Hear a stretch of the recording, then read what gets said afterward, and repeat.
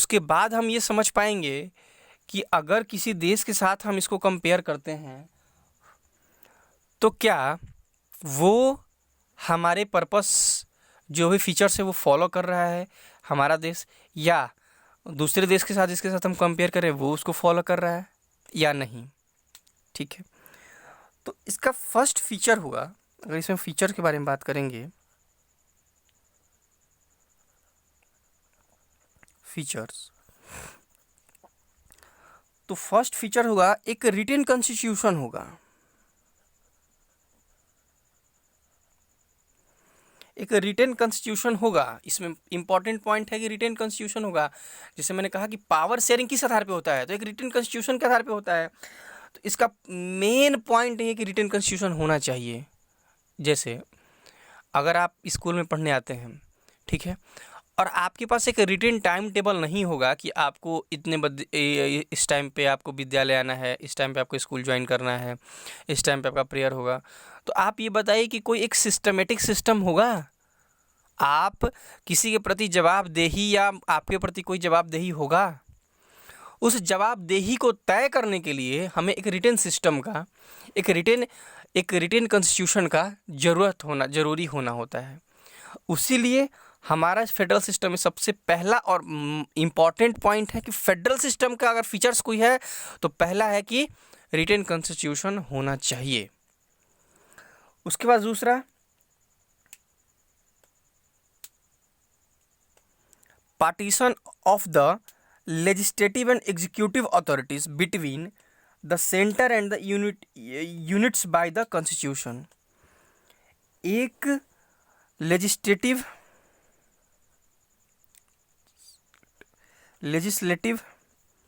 And executive authority के बीच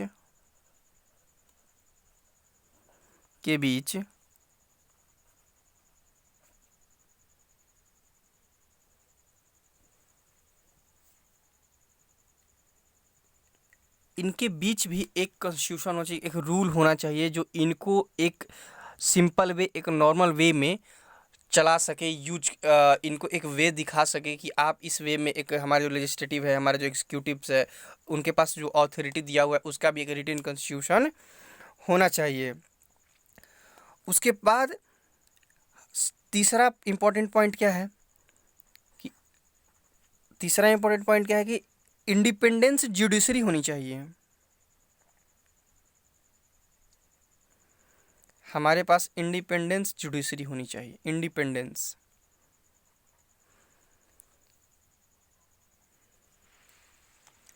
हमारे पास तीसरा पॉइंट है कि इंडिपेंडेंस जुडिशरी होनी चाहिए। आप पूछेंगे कि इंडिपेंडेंस जुडिशरी क्यों, और स्टेट और सेंटर के बीच में इंडिपेंडेंस जुडिशरी का क्या काम है फेडरल सिस्टम में? तो मैं बोलूँगा कि क्यों नहीं।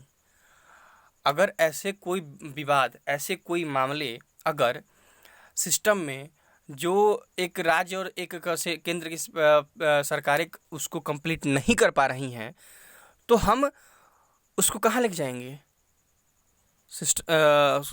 जुडिशरी के पास लेके जाएंगे। अगर जुडिशरी किसी के अंडर में काम करेगा तो वो कैसे, अब जैसे एक व्यक्ति है जो किसी के अंडर काम करता है तो वो हमेशा उसी के बारे में गुणगान करेगा या उसी के पक्ष में हमेशा रहेगा। तो उसके लिए हमको एक इंडिपेंडेंस चाहिए, जो सत्य है, जो सत्य है, जिसके पास प्रॉपर ठोस एविडेंस है, उसके आधार पे उसको वो निर्णय दे सके कि नहीं, this is the on this point you have a right to choose this point. So you should have your judiciary, independence judiciary, not only India judiciary, independence।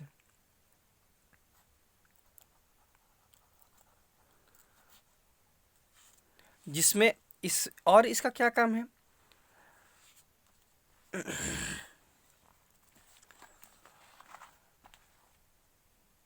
Sorry, appropriate. और इसके बाद अगर फोर्थ के बारे में बात करें, फोर्थ फीचर्स क्या है? And appropriate check and balance so that all institution are closed and balanced। एक ऐसा सिस्टम होना चाहिए जो सभी इंस्टीट्यूशन और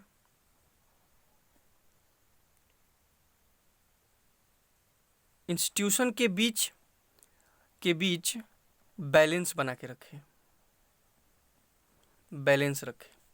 एक ऐसा कॉन्स्टिट्यूशन हमारे पास, एक ऐसा सिस्टम होना चाहिए फेडरल सिस्टम में, जिसमें बहुत से इंस्टीट्यूशन है, बहुत से टाइप्स ऑफ वर्क्स हैं, उन सब के बीच में एक सिस्टम हो, एक पॉइंट हो जिसमें पूरा डिटेल होना चाहिए कि इसमें आपको ऐसा, इस सिस्टम में आपको ये करना है, उस सिस्टम में आपको ये करना है, आप उसके आगे नहीं जा सकते हैं। इसके बाद इसमें एक पॉइंट आता है dual citizenship.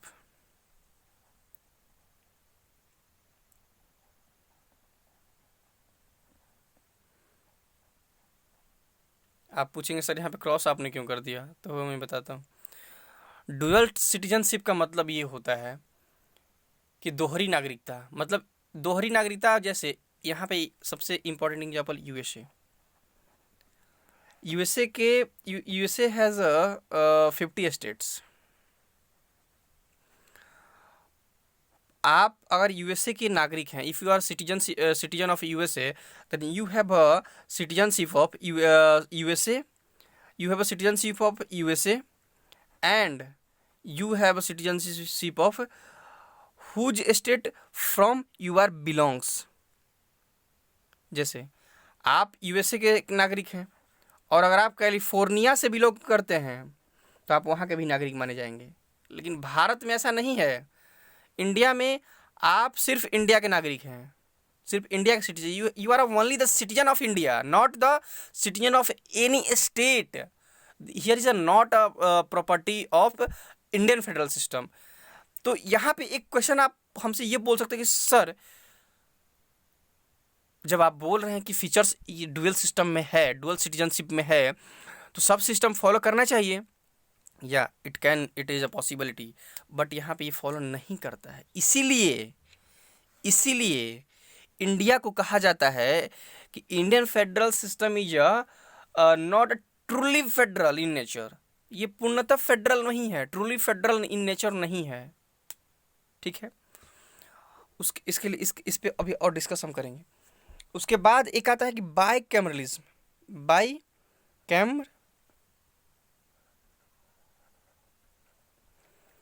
What is bicameralism? आप बोलेंगे sir what is bicameralism, this is a new word. क्या this is a new word? Bicameralism is जहाँ पे दो हाउस होते हैं, जो एक स्टेट को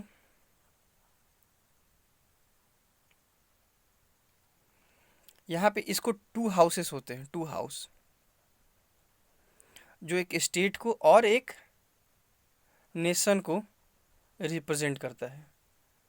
यहाँ पे भी इंडिया मार खा जाता है हमारे लिए, यहाँ पे भी इंडिया मार खा जाता है। कैसे? यूएसए में 50 स्टेट्स हैं, 50 स्टेट्स हैं, तो हर स्टेट्स के पास 2 मेंबर हैं, 2 मेंबर हैं सीनेट्स के लिए,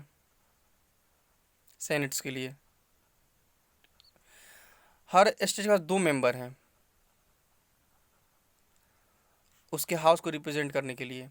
लेकिन इंडिया के पास ऐसा नहीं है। बिहार के पास कुछ और है, झारखंड के पास कुछ और है, मध्य प्रदेश के पास कुछ और है। तो यहाँ पे भी हमारा फेडरल सिस्टम मार खा जाता है। बोला जाता है कि नहीं, यहाँ पे भी हमारा फेडरल सिस्टम सपोर्ट नहीं कर रहा है।